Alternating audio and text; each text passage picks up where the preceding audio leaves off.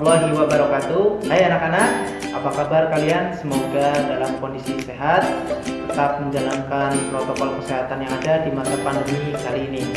Baik, kalian yang sudah naik ke kelas 12 ini harus lebih semangat lagi dalam belajar. Tidak ada kata malas, meskipun sekarang juga pembelajarannya jarak jauh atau PJJ. Tetap semangat, tetap tekun dalam belajar, dan ingat niat kalian untuk belajar harus tetap dipegang teguh. Oke, kali ini bersama Pak Arif akan belajar mengenai pertumbuhan dan perkembangan. Pertumbuhan dan perkembangan nanti ada dua, yaitu ada di hewan dan ada di tumbuhan. Nah, pada kesempatan kali ini kita akan membahas pertumbuhan dan perkembangan pada tumbuhan. Apakah pertumbuhan itu? Apakah seperti yang ada di iklan-iklan di luaran sana? Tumbuh itu ke atas, tidak ke samping. Apakah benar seperti itu? Mari kita simak videonya berikut ini. Untuk menjawab pertanyaan tadi, kita harus tahu dulu konsep dari pertumbuhan dan perkembangan. Apa itu pertumbuhan?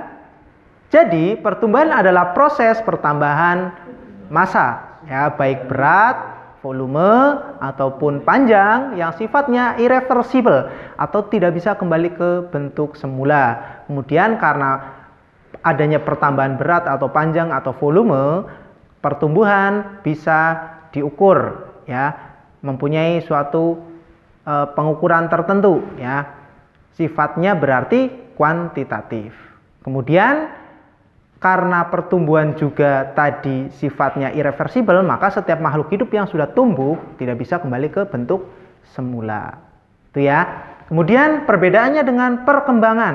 Apa itu perkembangan? Perkembangan adalah proses menuju kedewasaan. Sifatnya reversible. Jadi perkembangan seseorang atau suatu kedewasaan seseorang atau makhluk hidup itu tidak bisa diukur dengan suatu satuan bilangan tertentu, ya. Contoh, ada manusia yang sudah berumur dewasa tapi sifatnya perkembangannya seperti anak-anak, ya, sifatnya. Bisa juga seperti itu atau kebalikannya. Perkembangan juga berkaitan dengan matangnya fungsi-fungsi organ tertentu, contohnya reproduksi, seperti itu, ya. Kemudian sifat dari perkembangan adalah kualitatif. Oke, kita tuliskan dulu konsep dasarnya. Pertumbuhan.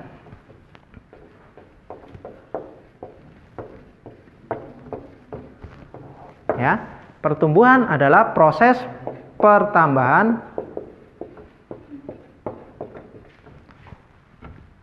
massa. Bisa berat, bisa volume, bisa panjang. Ya. Kemudian sifatnya irreversible, tidak bisa kembali ke bentuk semula. Kemudian yang ketiga, ya, bersifat kuantitatif atau bisa diukur, ya. Kemudian perkembangan.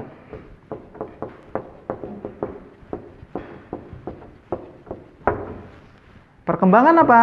Perkembangan bisa disebutkan sebagai proses menuju kedewasaan.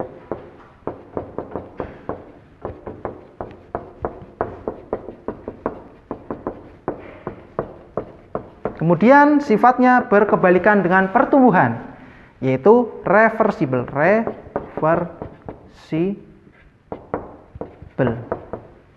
Kemudian dia tidak bisa diukur dengan satuan atau bilangan tertentu, ya. Jadi kualitatif. Ya.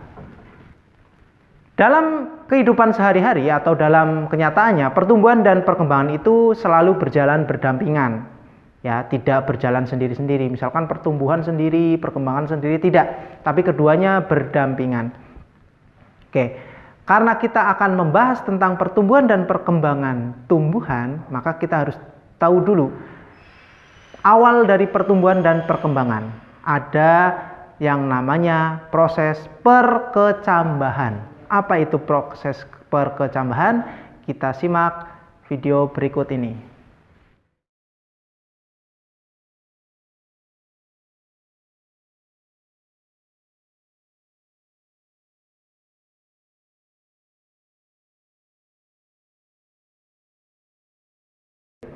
kita bahas proses perkecambahan. Harus diingat, perkecambahan itu hanya terjadi pada tumbuhan spermatopita. Jadi kalau misalkan dia terbentuk dari spora, ya tidak terjadi perkecambahan ya seperti tumbuhan tingkat tinggi ya. Kita tuliskan ya. Jadi perkecambahan adalah telah selesainya atau habisnya masa dormansi biji ya. Jadi biji sebelum berkecambah dia mengalami masa dormansi atau masa inaktif atau istirahat ya. Masa istirahat ini berarti biji tidak melakukan pertumbuhan dan perkembangan. Nah, masa dormansi biji menuju ke perkecambahan itu ditandai dengan masuknya air ke dalam biji, dinamakan imbibisi ya. Jadi berakhirnya masa dormansi biji itu dinamakan perkecambahan. Nah, perkecambahan ini disebabkan karena adanya imbibisi atau masuknya air ke dalam biji tersebut. Jadi dituliskan kalau ada biji ya, kemudian dia terkena air ya. Misalkan ini terkena air, maka dia akan mengembang ya, berisi air.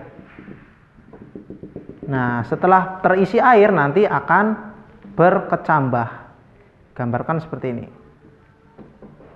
Nah, ya, muncul calon akar dan calon daun. Nah, ini imbibisi. Proses perkecambahan.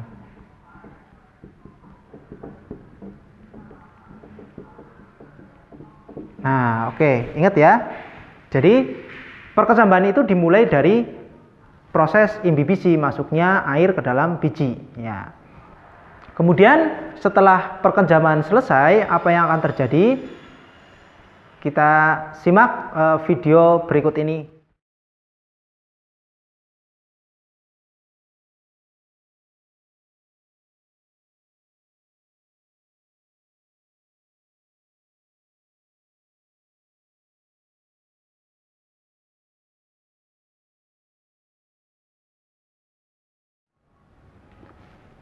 Bagaimana tentang video tadi? Ya. Jadi ada dua tipe perkecambahan, yaitu epigel dan hipogel. Sebelum masuk pembahasan lebih lanjut, kita harus tahu dulu struktur dari perkecambahan itu sendiri ya. Jadi kalau kecambah itu ada bagian-bagian tertentu ya.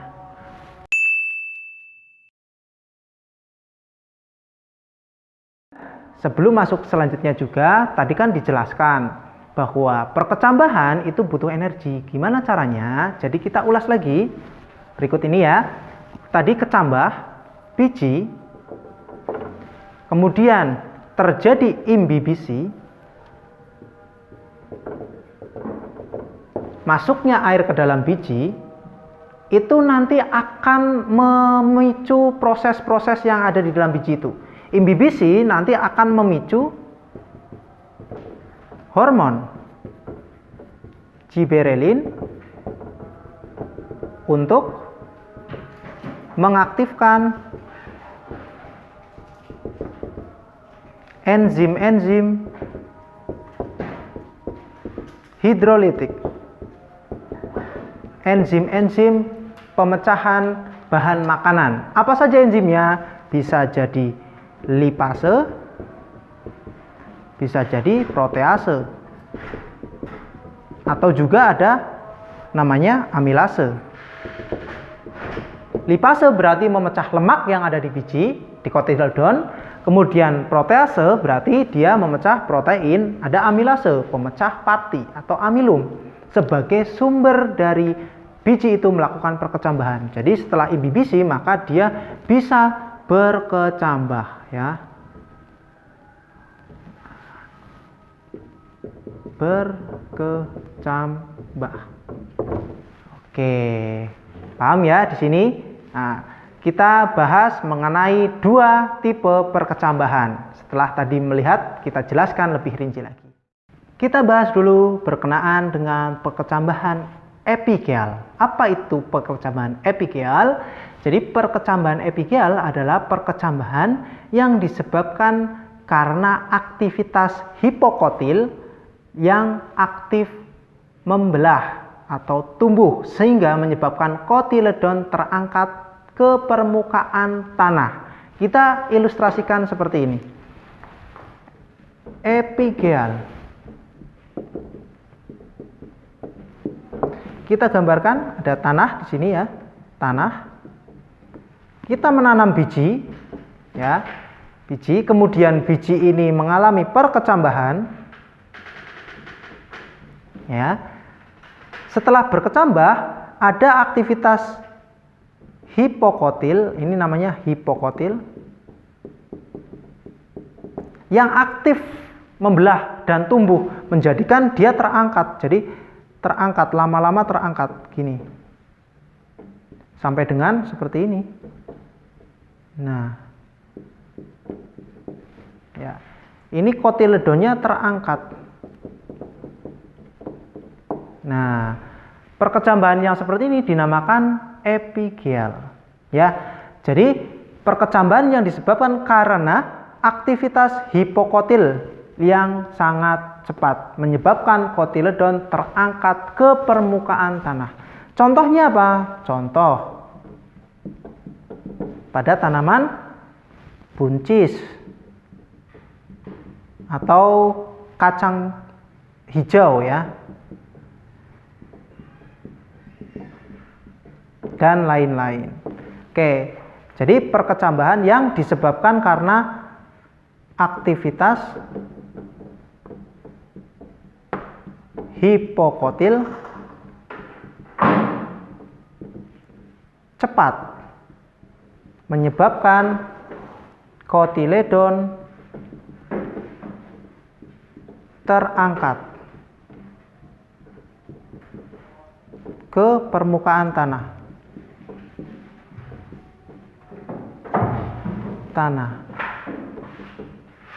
Ya, sekarang kita bahas mengenai perkecambahan hipokotil. Hipogeal adalah tipe perkecambahan yang disebabkan karena aktivitas epikotil lebih cepat sehingga tidak menyebabkan kotiledon terangkat, ya. Jadi kalau kita gambarkan sama, ya, tanah, kemudian ada biji ditanam mengalami perkecambahan, ya, terdapat plumula di sini, ya. Kemudian dia ada bagian yang di atas ini, tadi kan ada bagian namanya hipokotil. Yang di atas namanya epikotil. Nah, bagian epikotil akan cepat tumbuh dibandingkan bagian yang lain, menyebabkan tanamannya seperti ini. Nah, ini epikotil. Ini plumula. Ya, plumula. Kemudian ini ada kotiledon. Tetap berada di bawah tanah. Oke, kita ringkas. Jadi biar sama. Contohnya, contohnya pada tanaman jagung atau pada tanaman, kalau ini buncis dan kacang hijau, kalau yang ini ada jagung dan kapri. Ya, kapri. Kemudian rinciannya, kalau di sini adalah aktivitas hipokotil cepat, kalau di sini aktivitas hipokotil yang lambat, yang cepat adalah epikotil.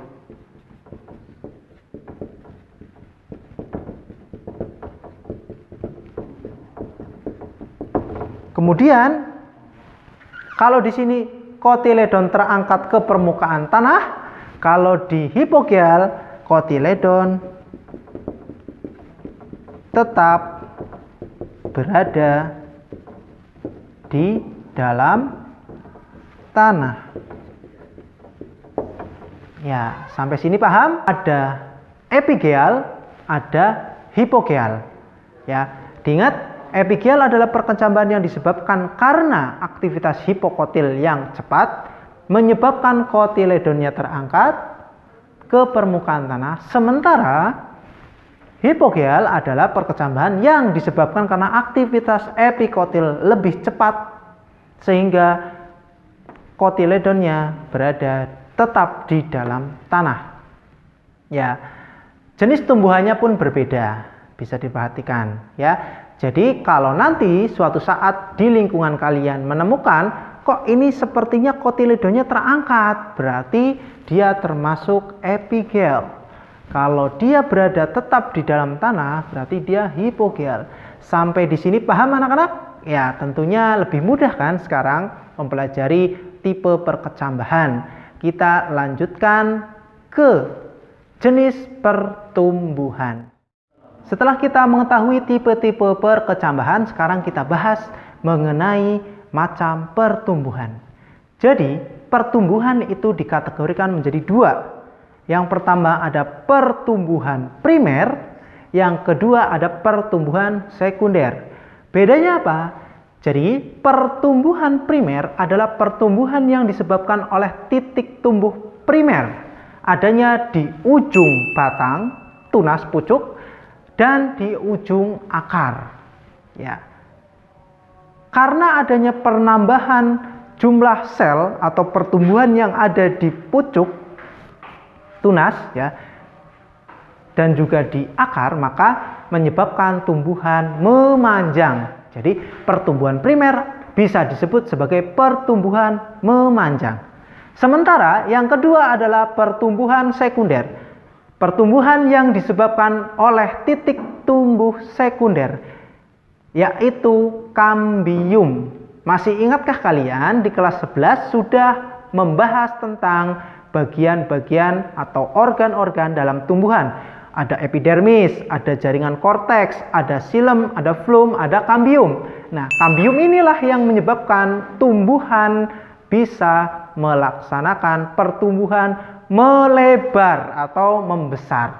Sekarang sudah paham kan slogan yang pada saat pembukaan tadi?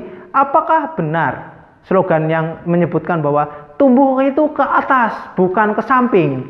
Sekarang sudah jelas bahwa pertumbuhan itu bisa memanjang atau meninggi ya, dan juga melebar ya. Jadi kedua kategori memanjang dan melebar itu termasuk pertumbuhan ya. Sekarang kita bahas lebih rinci lagi pertumbuhan primer.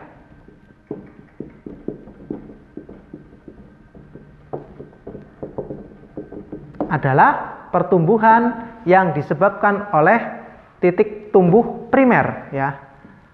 Aktivitas titik tumbuh primer disebabkan oleh sel-sel meristematik. Sel-sel meristematik adalah sel-sel yang aktif membelah. Dia fungsinya cepat sekali untuk membelah. Adanya di ujung akar dan ujung batang. Terdapat di ujung akar dan ujung batang atau tunas. Kemudian menyebabkan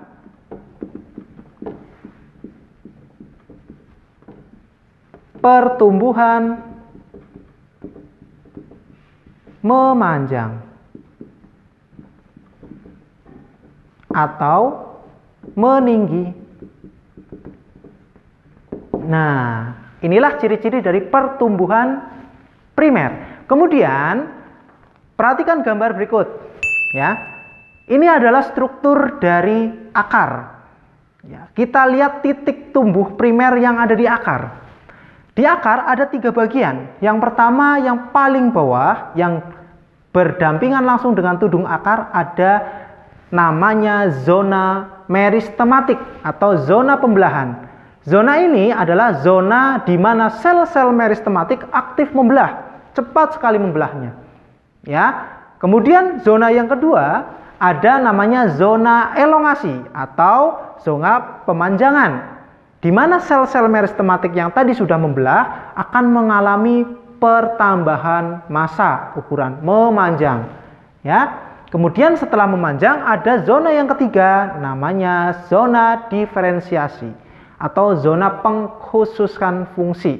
Jadi sel-sel yang sudah mengalami zona pemanjangan nanti akan berubah bentuk menjadi fungsi atau jaringan atau bentuk yang lebih khusus lagi. Ya, ada yang nanti menjadi epidermis, jaringan korteks, ada yang jadi xilem, ada yang jadi phloem, gitu ya. Itu di zona diferensiasi. Nah, zona-zona inilah yang menjadikan tumbuhan bisa mengalami pertumbuhan memanjang.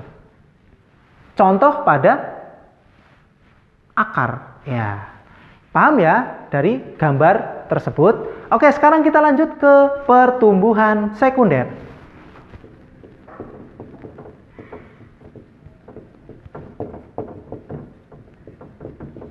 Apa itu pertumbuhan sekunder? Adalah pertumbuhan yang disebabkan karena titik tumbuh sekunder. Oke, aktivitas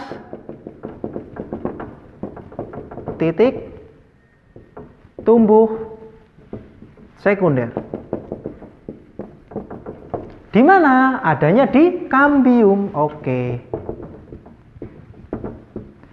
Ingat, tumbuhan yang mempunyai kambium adalah tumbuhan jenis dikotil atau dikotiledone. Sementara monokotil itu tidak memiliki kambium. Ingat ya. Kemudian yang kedua, terdapat di ujung akar dan ujung batang. Kalau ini ada di bagian dalam batang. Ya. Gambarnya gimana? Oke, kita gambarkan. Ingat lagi gambar struktur batang dipotong secara melintang ya. Di sini karena dia dikotil maka pembuluh atau berkas pengangkutannya teratur. Yang di dalam namanya xilem, yang di luar namanya phloem.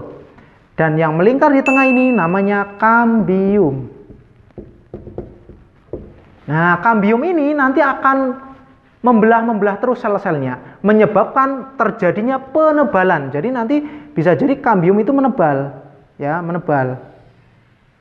Nah, ke arah luar dan ke arah dalam, sehingga menyebabkan tumbuhan akan membesar atau melebar, ya. Kemudian kalau misalkan kalian sering melihat ya di perhutani atau dimanapun itu ada potongan bongkahan kayu yang terpotong, biasanya kayu-kayu itu di tengah-tengahnya itu ya ada semacam lingkaran-lingkaran ya seperti ini. Nah, ini adalah lingkaran tahun. Lingkaran tahun ini sebenarnya adalah kambium yang membelah terus, menebal gitu ya, memperbesar sehingga menyebabkan tanda-tanda seperti lingkaran yang terus ada gitu ya. Nah, adanya kambium ini juga sebenarnya kalau diperinci lagi menyebabkan xilem itu juga bertingkat-tingkat ya. Jadi kalau diperbesar nanti, kalau ini diperbesar xilem dan phloem, ini xilem dan phloem gini ya. Harusnya kan cuma dua seperti ini ya, xilem dan phloem.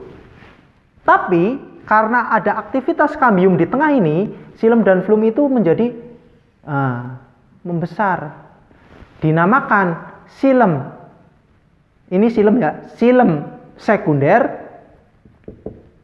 dan phloem sekunder. Nah, phloem dan xilem sekunder itulah yang sebenarnya menyebabkan terjadinya lingkaran tahun. Ya, adanya perubahan musim dari kemarau ke penghujan menyebabkan lingkaran tahun semakin banyak, ya, atau semakin nampak. Kalau ketika musim kemarau dia kurang air, maka apa yang terjadi? Pertumbuhannya kan melambat.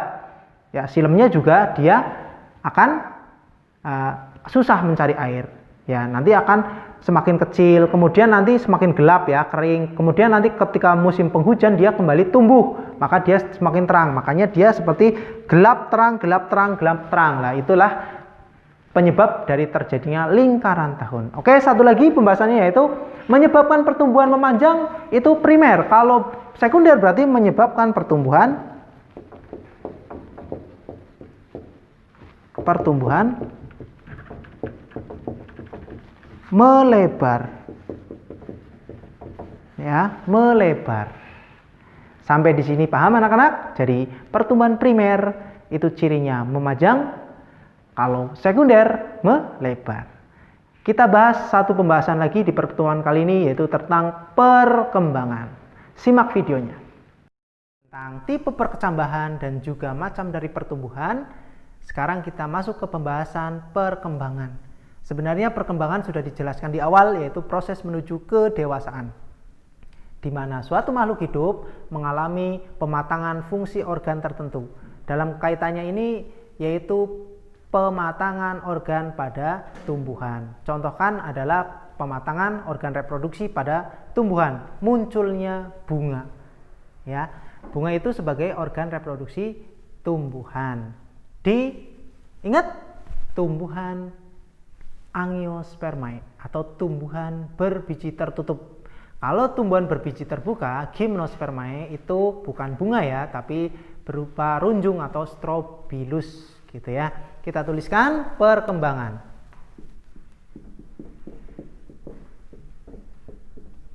Yaitu proses menuju kedewasaan.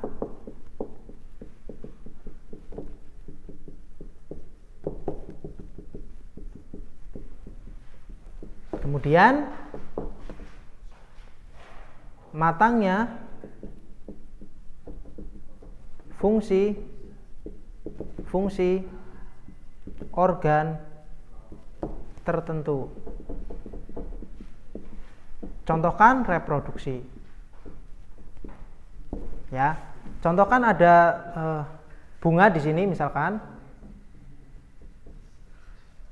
Ya, misalkan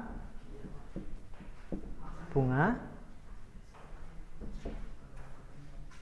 Ya, bunga apakah ini ya? Contohkan saja gambar bunga.